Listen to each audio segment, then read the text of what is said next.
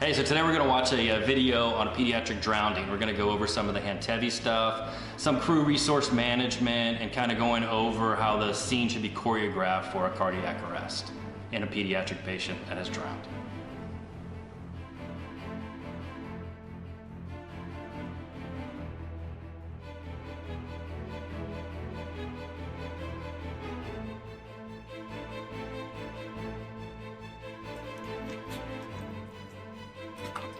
You okay? Hey. Hey. 911, what is the address of the emergency? Thank you. For verification purposes, repeat that address. Thank you. And what city is that in? It's in Clearwater. Okay. What's the phone number that you're calling from?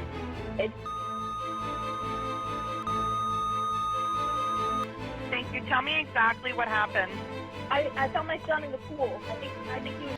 Okay, so one of the things we want to talk about here is going to be planning. It's super important that once we get that 911 call and you're en route to the address and you start reading those notes, that you start making that plan with your crew that you're with. Some of the things you're going to talk about, Gary, we're going to talk about the equipment we need, the age of the patient, the kind of resources we're going to need, the number of patients, what kind of location that we're in. Right. All those things are going to come into play and are super important about creating that game plan so that way you guys are setting yourself up for success. Yeah, one of the big things you want to think about, especially when you're going to a cardiac arrest, be it pediatric or an adult cardiac arrest, is that you want to start thinking about what resources am I really going to need on scene. The last thing you want to do is get on scene when your pre-arrival notes are stating that there's CPR instructions in progress, and it's just two of you on a rescue that show up. You're going to be shorthanded for a little while your additional resources are en route. Yeah, we're definitely, I mean, when the first two people show up, we're focusing on BLS care, right? That's it. That's all you can do. Uninterrupted, high-quality CPR, that's super, super important. Yeah, and one of the big things that we try to push when we start talking about pediatric cardiac arrest is the whole ABCDE of restart the heart. Unfortunately, if there's only two of us on scene, then BLS is going to take over, and restart the heart is going to be something that's going to be difficult to achieve. Yeah, absolutely, because that kind of includes some of your ALS skills. Absolutely. So we'll go ahead and continue to watching the video, and we'll see what else we have. drowning. Okay. I've got help on the way. What's your name? Caitlin?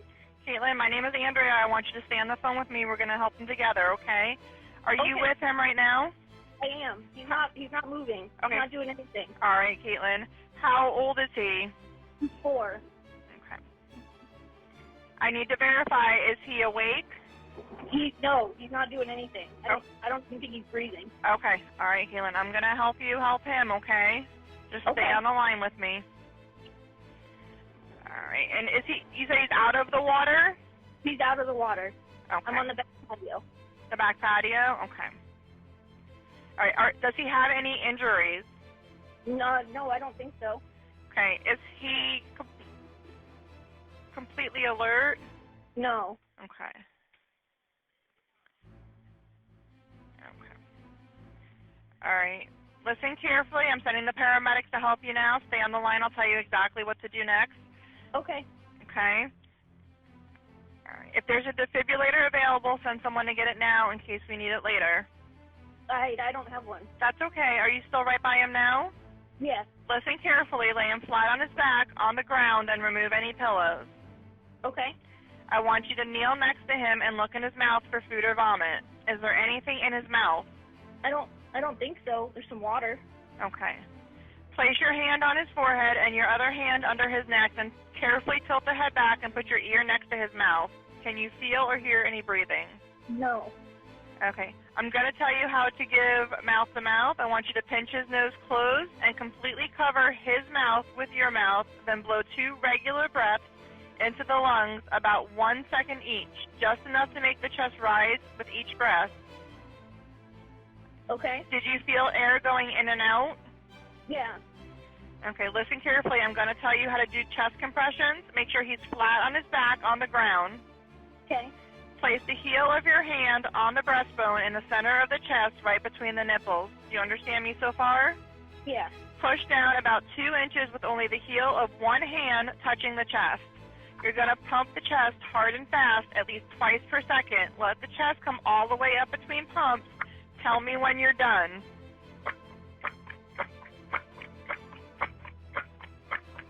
Okay. Okay, you 30? You did 30? Yeah. Okay, I want you to check his mouth for an object and remove anything you find. I don't see anything. Okay. Okay, with your hand under his neck, I want you to pinch his nose closed and carefully tilt his head back. Give 2 more regular breaths, then pump the chest 30 more times. Make sure the heel of your hand is on the breastbone in the center of his chest, right between the nipples. Do you understand? Yes. Okay.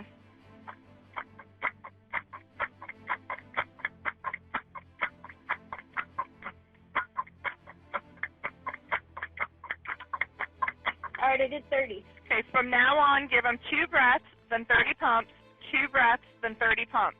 Keep doing it until help can take over, and tell me when they're right there with him. If anything changes, tell me immediately.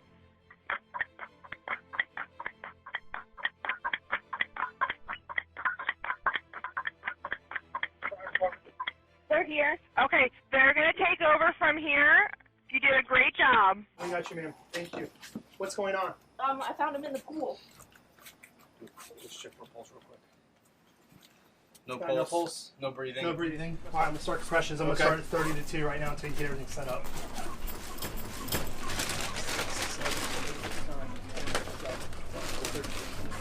6, 7, 19, 20, 21, 23, 24, 25, 6, 7, 8, 9, 4-year-old. 30. Since we're past 30, I'm gonna just do hands only until we get ventilation set up. So if you notice, the first time they walk in the room and the first time they see that patient, they're actually starting that PAT process. Now, with this patient right here, when you start working on the appearance was unresponsive. Unresponsive, probably low tone, obviously, since they are unresponsive. Absolutely, and they start looking for the breathing. They can tell the patient isn't breathing. They have no chest rise. And the patient in this case, now this is a video and it was a mannequin, but in this scenario, probably going to be cyanotic, right? Cyanotic, pale, something like that. Right, so once they do that, now that PAT, that is a super quick thing. That's from the time you actually walk in the room and first see that patient, the time you get to the patient's side. Once you determine you have a possible cardiac arrest, you're going to move into your BLS assessment, and that's going to be doing a quick shake and shout. Do I have a pulse? Right. Are they breathing? And once you determine that, you're now into the code. It's going to be super important that you read that pre-arrival information. This was a 4-year-old. That's the information dispatch provided to you, and you're going to get the appropriate equipment, right? Right. So yeah, when you get there, you're going to immediately start with your BLS skills. But you're going to want to know where you're going to be getting that equipment out of your hands heavy bag. Right. So if we know the age, we assume it's 4. We can confirm that with the mom, right, or right. family on scene. Yeah, you're going to confirm that pretty much immediately with how long or how old is the child and how long were they in the pool or how long have they been unresponsive. Absolutely. And then what we're going to do is we're going to go ahead and grab our medication equipment guidebook out. We're going to turn to page 4.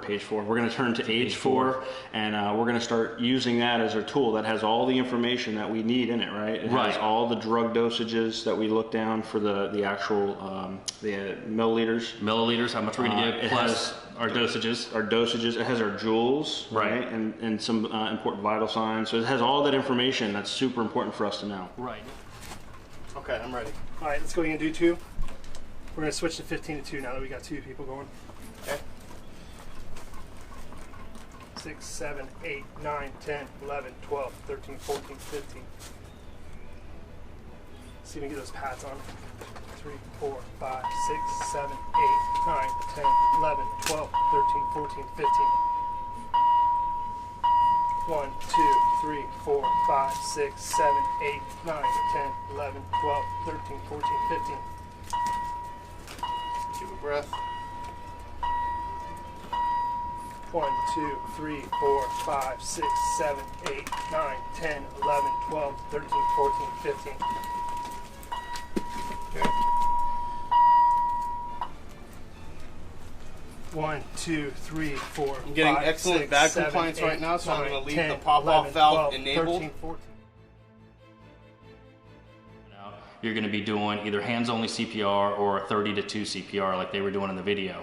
Once you've got that second rescuer in place, it's 15 to 2. Yeah, absolutely. So that's something you want to start thinking about. And when you look at the Hantevi, at the bottom of the Hantevi, it gives you the nice respirations of what the normal child should have at that age group. So you can kind of gauge some of the stuff that you're doing later on in your ALS procedures as to how often you're going to be ventilating this child. And like Steve was saying, the joules that you're going to be doing if you have to defibrillate, ET tube sizes and tube depths. So it's a lot of information in that book, and it's a keystone when we need to when we have pediatric cardiac arrest, to just have that out, opened up to the right page, and somebody really looking at that and verifying. 14, 15. Let's get the end title put on. 1, 2, 3, 4, 5, 6, 7, 8, 9, 10, 11, 12, 13, 14, 15. Bag. 1, 2, 3, 4, 5, 6, 7, 8, 9, 10, 11, 12, 13, 14, 15. 1, 2, 3, 4, 5, 6, 7, 8, 9, 10, 11, 12, 13, 14, 15. You ready to switch, Billy? We're going to do a rhythm check after this round. 1, Okay. 2, 3, 4, 5, 6, 7, 8, 9, 10, 11, 12, 13, 14, 15. All right, let's do a pulse check, Yes. rhythm check. Patient still in Sicily. So now that the ambulance is actually arriving, if you notice, while they were working that beginning part of the code, they had really good communication, right? They were talking about what they were doing. They were Right. talking about, the airway guy was talking about the bag compliance. Right. Billy was saying that, hey, since you're getting some of the equipment, I'm just going to go ahead and do single rescue or CPR or hands-only CPR. Hands-only CPR, right? That way he had an opportunity. He's not doing that pause where you're not ready to do the, Right, exactly. the airway, right? Have your pulse. Let's continue. Hey guys, we're here. Hey, can you take over for compressions I got here? you. We're doing 15 and 2. All right. Can you get an IO Compressions. started? Let's get some 1, epi on. 2, Make sure you 3, get the stop 4, caught. 5, Can you get the 6, hands 7, heavy out? 8, See the 9, dose we got? 10, It's a 11, 4-year-old. 12, 13, 14, 15. 1, 2, 3, 4, 5, 6, 7, 8. We're gonna switch off the 10, pressures 11, on the 12, evens. 13, 14, 15. So the second crew arrives. They've already arrived. They've already done their BVM. Correct. They've already compressed, right? So what's left of the restart the heart? So what they need to do now is, since they have the additional resources on scene, is now they can do the drill, and they can give their first round of epinephrine. All right, you said this is a 4-year-old? 4-year-old, yes. All right, for a 4-year-old, initial dose of epinephrine I'm gonna go ahead and get this drilled in. is Where do you want to set that 0.17 up? milligrams for a volume of 1.7 mLs. So we can use a 3-way stopcock with a 3 ml syringe. 7, 8, 9, IO 10, is 11, established. 12, We got a 13, left 14, 4. tibia. Okay, so one of the things we want to start talking about right now is doing our IMAC. I know we talked about this in last month's CME as well, but we just kind of need to make sure we push this out so everybody understands. So the IMAC is an intervention and medication administration cross-check. So you saw that Billy had started a IO. So one of the things we want to do is we want to bounce that off the other medics and other clinicians on scene that, hey, listen, I'm going to start an IO, I'm going to start in the left tibia, and just to get a, yeah, that's a good idea, or hey, what about, the right tibia? There might be a reason why you can't do it in that leg. And also actually find the location and say, listen, I'm putting it here. Right, exactly. Have somebody else on scene put their eyes on it so you make sure that you're doing the right thing for the patient. Right, absolutely. So, and then it's really good that you see the other medics, they have the Hantevi out, they already know the age that the patient is, and they're already working down the medications and giving not only the dose, but the milliliters of fluid that they're going to be giving, or the milliliters that they're going to be giving of the medication. Absolutely. So, and that's something that's super important, and that's the system 1 kicking in versus having to deal with system 2, is that all you have to do is follow the blue line. It tells you exactly how many milliliters you're going to be given of a medication. Yeah, and the biggest thing is patient safety. Absolutely. It's to make sure that we're doing the right thing for the patient. We're not underdosing, we're not overdosing, we're doing what the patient needs in order for our success. Right, their success. and to be honest with you, it makes us look more professional, I think, because we're not sitting there trying to do math in our head and kind of sitting around and everybody's kind of, looking around like, what's the right dose for this? We have it right there for us. Yeah, it's a great tool. Nobody wants to add on a graphing calculator to No, their equipment. absolutely not. No, So- bags are heavy enough. All right, guys. So we've arrived. We've started. We've started our BVM. We've started our compressions. Up next, we just need to get the drill done and the epinephrine. And we've completed our A, B, C, D, E in the first 2 minutes. 1, 2, 3, 4, I'm also going to be scribing. We're going to use our 3-way stopcock connected to a 3 ml syringe to ensure that we're delivering the appropriate dose of epi. All right, IMAC check. What's our epi dose again? 0.17 milligrams for a volume of 1.7 mLs. 1.7 mLs. 1.7 mLs. Okay, 1.7 mLs epi. 1.7 check. 9, 10, First dose of epi on board. 1345. One flush. 1, 2, 3, Flush going in, 10 cc's. 9, Flushed. 13, 14, 15. Okay. 1, 2, We How got is bag compliance? Bag compliance is excellent. Okay. All right, we're at the 2-minute mark. Let's do a pulse check, rhythm check. I've got no pulse. No pulse. Asystole on the monitor. All right, I'll take over questions. 2, All right, next 3, epidose 4, is in another 5, 2 6, minutes. 7, 8, 9, 10, 11, 12, 13, 14, 15. Have we checked the blood sugar? That? H's and No. T's? Let's go and get that with a bag to fill it up. 1, 2, 3, 4, 5, 6, 7, 8, 9, 10, 11, 12, 13, 14, 15. 1, 2, 3, 4, 5, 6, 7, 8, 9, 10, 11, 12, 13, 14, 15. 1, 2, 3, 4, 5, 6, 7, 8, 9, 10, 11, 12, 13, 14, 15. You got a bag set up right All there. right, team, we've completed our ABCDE in the first 2 1, minutes. 2, 3, We're getting 4, good positive 5, bag 6, compliance. 7, 8, We need to 9, start talking 10, about a transport 11, decision 12, for this 13, patient. 14, 15. 340 mLs. 1, the initial 2, fluid. 1, 2, 3, 4, 5, 6, 7, 8, 9, 10, 11, 12, 13, 14, 15. When's pulse check? 1, 2, 3 on the evens. 4, 5, 6, 7, 8, 9, 10, 11, 12, right, blood 13, sugar 14, load again. 15. All right, blood sugar 1, 2, 100. 3, 4, 5, 6, 7, 8, 9, Let's go ahead 10, and get 11, another 12, epi ready. 13, 14, 15. And we'll have pulse check soon. So, 1, 2, 3, good bag 4, compliance, 5, and we're getting 6, good 7, end-tidal 8, readings. 9, 10, 11, 12, 13, 14, 15. Pulse check, rhythm check. Still have no pulse. Patient's pulse, still in a okay. assist. I'll take over compressions. 1, 2, Ready, 3, 1.7, 4, 5, 6, Alright, go 7, ahead, push. 8, 10, 11, 12, 13, 15. One flush. All right, second epi on board. We 1, checked the 2, sugar. 3, Sugar is 4, normal. 5, We got good 6, airway 7, compliance. 8, 9, We've given 10, 2 rounds of epinephrine. 12, 13, At this 14, point, do you 15. guys want to continue CPR here, or do you want to consider transporting? What do you guys think? Let's consider I think transporting. we should start transporting, get them to the appropriate facility for definitive care. 1, 2, 3, 4, 5, 6, 7, 8, 9, 10, 12, 15. I'm going to go grab the backboard. 1, 2, 3, 4, 5, 6. I'm going to get a history real quick, okay? Can you tell me what happened? I was in the house and I heard somebody go in the pool splash, and I came out here and found him in the pool. Okay. And about how long ago was that? Right before you guys got here. I called you as soon as I found him. Okay. Does he have any allergies to medications? No, none. Does he take any medications No, on a regular nothing. basis? He's fine. Any Nothing. surgeries at all? No. Okay. When was the last time you had anything to eat or drink? Breakfast this morning. Okay. All right. We're doing everything we can, okay? All right. I 6, got a good 3, history from the 4, mom. No 5, allergies, 6, no 7, medications. 8, 9, 10, 12, 13, And 14, basically, 15. she said she was in the house and all of a sudden heard a splash and the kid was in the water. Okay. 1, 2, 3, So the 4, kid wasn't in 5, the water very 6, long. 7, All 8, right. 9, 10, 11, 12, 13, 14, 15.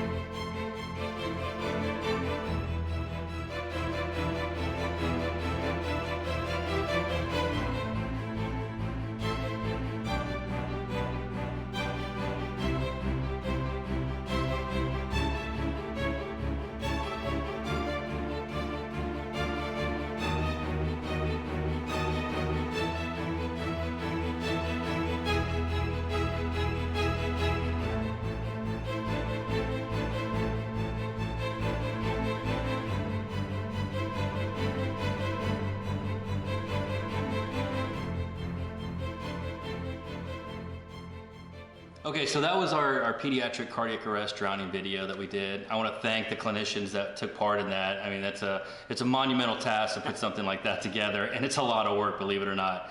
And sometimes we do make mistakes, but if they didn't make some mistakes, then we wouldn't have anything to do in our videos here when we talk about them. Absolutely. So, I mean, it's really great that we get this kind of participation from, you know, all the clinicians in the county to help do this. Just to kind of hit the end of this, one of the biggest things we really want you to take away from this is, one, plan. You know, on your way to your calls, think about what you're doing, think about where you're going, think about what you're going to need, additional resources, all that great stuff. It just follows right down that whole systematic approach we preach all the time to people. Be familiar with your equipment too. Super important. I mean, if you don't know what's in the hand heavy bag, where that stuff is located, what's in each one of those bags, not familiar with the medication equipment guidebook and how to use that, and what's on it and all that information that's on the bottom, people forget about that stuff, like your respiratory rate. So super important to make sure that you're actually paying attention to that stuff and being prepared for that low frequency, high intense call, right? Yeah. Nobody wants to run one of these calls. Right. Again, just want to thank you guys. Be safe, and we'll see you next time. All right. See you guys.